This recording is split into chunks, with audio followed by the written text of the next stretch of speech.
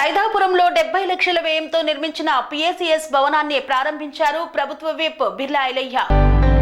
యాదాద్రి భువనగిరి జిల్లా యాదగిరిగుట్ట మండలం సైదాపురం అంజనాపురి కాలనీలో 70 లక్షల వ్యయంతో నూతనంగా నిర్మించిన పిఎసిఎస్ భవనాన్ని గోదామును తెలంగాణ రాష్ట్ర ప్రభుత్వ whip Aleru MLA Birla Ailaiah, Bhuvanagiri MP Chamala Kiran Kumar Reddy ప్రారంభించారు. యాదగిరిగుట్ట మండల PACS chairman Immadi Ramareddy, MLA Birla Ailaiah, MP చామలకు ఘనంగా స్వాగతం పలికి శాలువాతో సన్మానించారు. ఈ సందర్భంగా ఎమ్మెల్యే బిర్లా ఐలయ్య మాట్లాడుతూ ఇప్పటికే నియోజకవర్గంలో 120 చెరువులను నింపామని, ప్రజా ప్రభుత్వంలో రైతులకు 54,000 కోట్ల లబ్ధి జరిగిందన్నారు. సంక్రాంతి నుండి రైతు భరోసా వస్తుందని తెలిపారు. సన్నవడ్లకు బోనస్ మరియు రైతులకు ఎకరానికి 12,000 రూపాయల లబ్ధి చేకూరిందని పేర్కొన్నారు.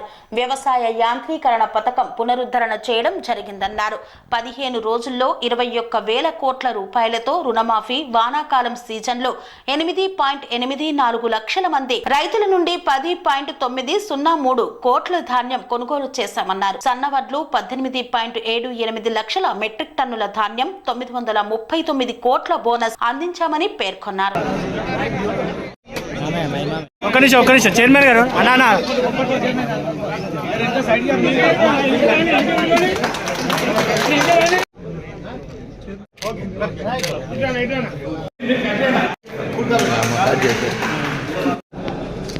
అన్నా ఒక్క నిమిషం.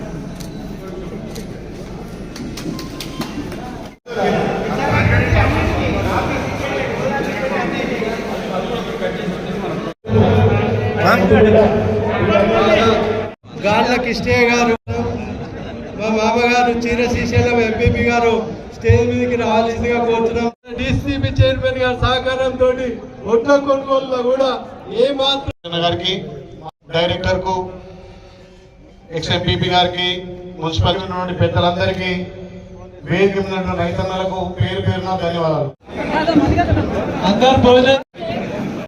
ఇక్కడ మన గురుకులాలు కానీ అవసరమైతే హాస్టల్లో కూడా ఇప్పుడు రేపు నుంచి సంక్రాంతి తర్వాత రేషన్ షాపులలో కూడా ఇదే మనతాన పండించిన సన్నధాన్యాన్ని మనం అక్కడ పంపించాలనే ఉద్దేశంతో మన ప్రభుత్వం రైతు సన్నధాన్యాన్ని ప్రోత్సహిస్తుంది. తప్పకుండా ఈ ప్రభుత్వం మనందరి ప్రభుత్వం కాబట్టి ఈ ప్రభుత్వంలో రైతులకు పెద్దపీట వేసి ఏ సంవత్సరం అంత పెద్ద బడ్జెట్ వేలే 70% బడ్జెట్ రైతుల కోసం పెట్టినటువంటి ఫస్ట్ అసెంబ్లీ మొన్న జరిగిన అసెంబ్లీ రైతులకు పెద్దపీట వేస్తున్నాం. ఇంకా కూడా రైతులను అన్ని విధాలు ఆదుకోవడానికి ఈ ప్రభుత్వం ముందొస్తుంది. ముఖ్యంగా ఆలయ నియోజకంలో గుండాలలో హైయెస్ట్గా 9 కోట్ల సబ్సిడీ, 9 కోట్ల రుణమాఫీ వచ్చింది. ఇప్పుడే మా అన్న చెప్తున్న ఆలయంలో మాకు కూడా 8 కోట్ల చిల్లర వచ్చిందని చెప్పి, ఇంకెవరైనా మిగిలిపోయిన వాళ్ళకు ఏమైనా టెక్నికల్ ఇష్యూ వల్ల మీ బ్యాంకులో నాగితే ఆ లీస్ట్ కూడా పంపండి. ప్రభుత్వంతో మొన్ననే చర్చలు జరిగినాయి. తప్పకుండా ఎలిజిబుల్ ఉన్నటువంటి ప్రతి రైతుకు రుణమాఫీ ఇస్తామని తెలియజేస్తూ, ఆలయ నియోజకంలో ఎలక్షన్లప్పుడే పార్టీలు ఉండాలి. ఎలక్షన్లు అయిపోయిన తర్వాత అందరం రైతుల కోసం, ఈ ప్రాంత అభివృద్ధి కోసం కలిసికట్టుగా పనిచేద్దాం. ఎలక్షన్లు వచ్చినప్పుడు ఎవరు జెండాలు పట్టుకుందాం, ఎవరి ప్రాంతం పోదాం. కానీ మనం గెలిచినాక ఎలక్షన్లు అయిపోయిన తర్వాత తప్పకుండా రైతుల కోసం, మన ప్రాంత అభివృద్ధి కోసం కలిసికట్టుగా పనిచేసి ఇంకో ప్రాంతంతో పోటీపడి మన ప్రాంతాన్ని అభివృద్ధి చేసుకోవాలని ముందుకు పోదాం. ఇప్పటిదాకా చెప్పినట్టుగా పెద్దలుగా గతంలో ఏదైతే ఈ ప్రాంతం ఎడారిగా ఉండే, నేను ఒకటే అనుకున్నా, మా మంత్రులను పట్టుకున్నా, మీరు ఏం చేస్తారో, మీరు ఇస్తారా సస్తారా నాకు తెలియదు. నా నియోజకంలో ప్రతి చెరువుకు నీళ్ళు అందియాలి.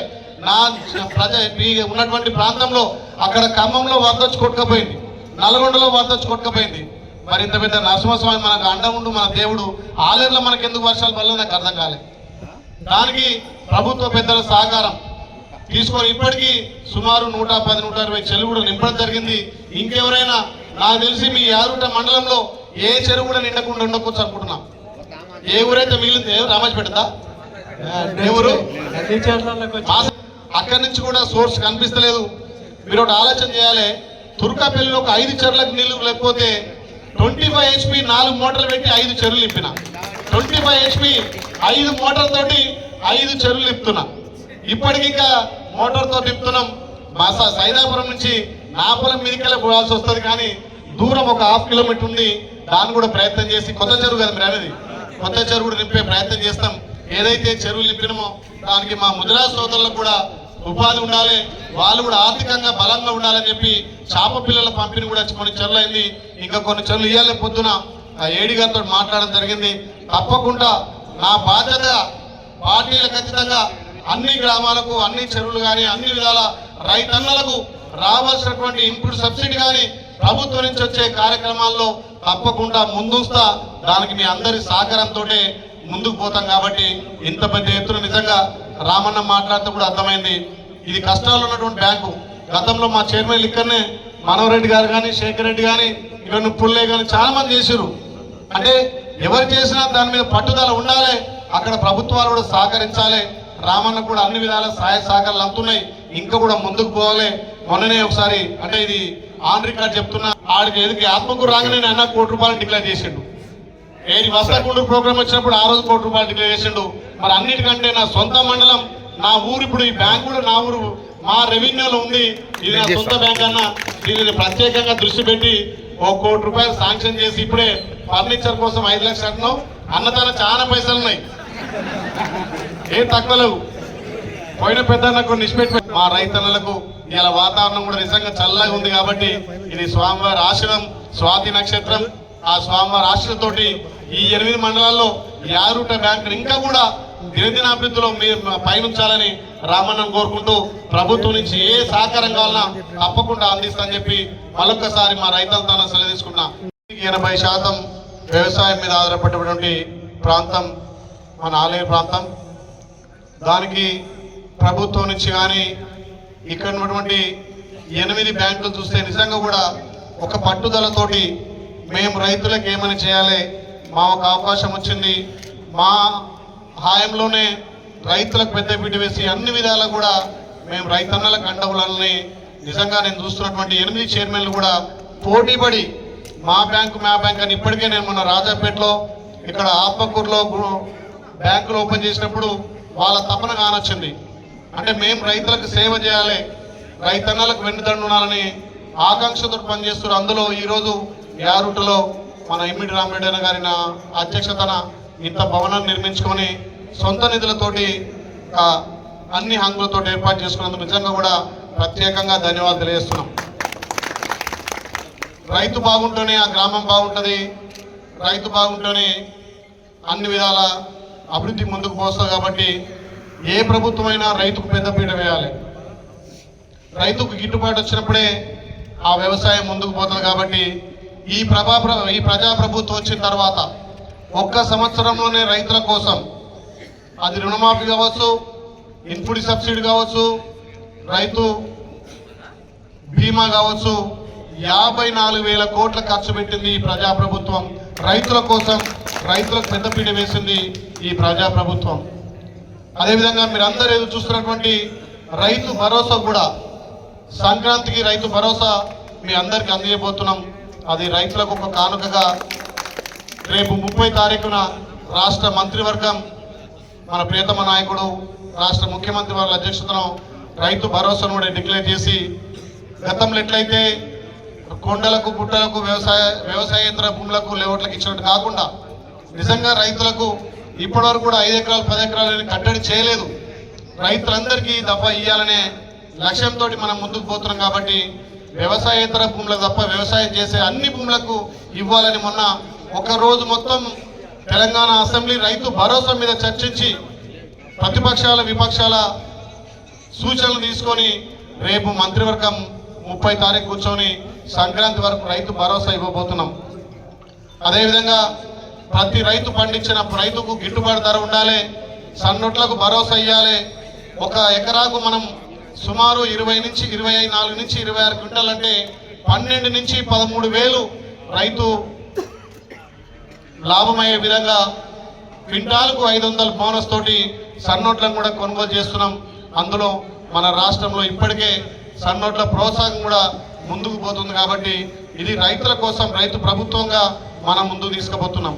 చాలా మంది ఇంకా మాకు రైతు రుణమాఫీ కాదంటున్నారు, కానీ కొన్ని టెక్నికల్ ఇష్యూల వల్ల కొందరు మనం ఏదైతే నిర్ణయించినటువంటి కాల పరిమితిలో లోన్ తీసుకున్న వాళ్ళకి తప్ప మిగతా వాళ్ళకి అయినాయి. మొన్న 4వ దఫా కూడా అయిన వాళ్లకు రైతు రుణమాఫీ వస్తుంది. మిగిలిన రైతులకు కూడా ప్రభుత్వం ఆలోచన చేస్తుంది. తప్పకుండా 2 లక్షల వరకు రైతు రుణమాఫీ చేయించే బాధ్యత మేమందరం మొన్న అసెంబ్లీలో చర్చించినాం. ఆ దశగా మనం పయనిస్తాం. ఈ యాదగిరిగుట్ట ఒక్క బ్యాంకులోనే సుమారు 728 మంది రైతులకు 4,68,00,000 రుణమాఫీ అయింది. నిజంగా గత 10 సంవత్సరాలు, గత 5 సంవత్సరాలకు చూస్తే రామరెడ్డి గారు ఆయన పట్టుదలతోటి ఈ బ్యాంకులో ఎల్జీ లోన్ల కింద 12,27,00,000 రూపాయలు ఎల్జీ లోన్లు, అదేవిధంగా గ్రామ లోన్ల కింద 9,18 లక్షల రూపాయలు కూడా నిజంగా ఇచ్చినంటే ఈ బ్యాంక్ ఎంతో పురోగతి చెందిందో మనం దీన్ని బట్టి చెప్పవచ్చు. అదే కాకుండా ప్రతి రైతుకు అండ ఉండాలి.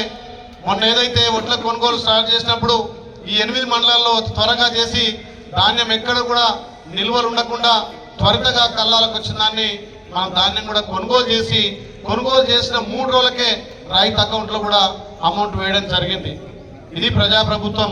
తప్పకుండా రైతులకు కావాల్సినటువంటి గతంలో ఎట్లయితే ఇన్పుట్ సబ్సిడీ కింద రైతులకు పరికరాల సబ్సిడీ ఇచ్చేది, డ్రిప్ సబ్సిడీ ఇచ్చేది, నాగళ్ళు సబ్సిడీ ఇచ్చేది, విత్తనాల సబ్సిడీ ఇచ్చేది, అది కూడా మొన్న అసెంబ్లీ సమావేశాల్లో తప్పకుండా రైతులకు పనిముట్లను సబ్సిడీ మీద అందియాలి.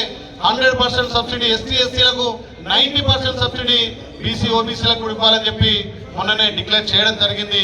గతంలో ఎట్లయితే రైతులకు సబ్సిడీ ఇచ్చామో ఆ రకంగా మళ్ళీ రైతులకు సబ్సిడీ కూడా వేయడం జరుగుతుంది. అందుకే మన ప్రభుత్వం ఒక గొప్ప నిర్ణయం, రైతును ప్రోత్సహించాలి. రైతుకు ఆ భూమిలో ఏ పంట వేస్తే రైతుకే తెలుస్తుంది కాబట్టి ఆ రకంగా రైతులను ప్రోత్సహించి సన్నధాన్యాలు వేస్తే ఎకరాకు 12 నుంచి 13,000 ఎక్కువ లబ్ధి అవుతుంది. స్వామి బోధానంద గోసేవ ఆశ్రమం సైథాపూర్. జ్యోతిష్యం, వాస్తుశాస్త్రం మన పూర్వీకులు మనకిచ్చిన వరం.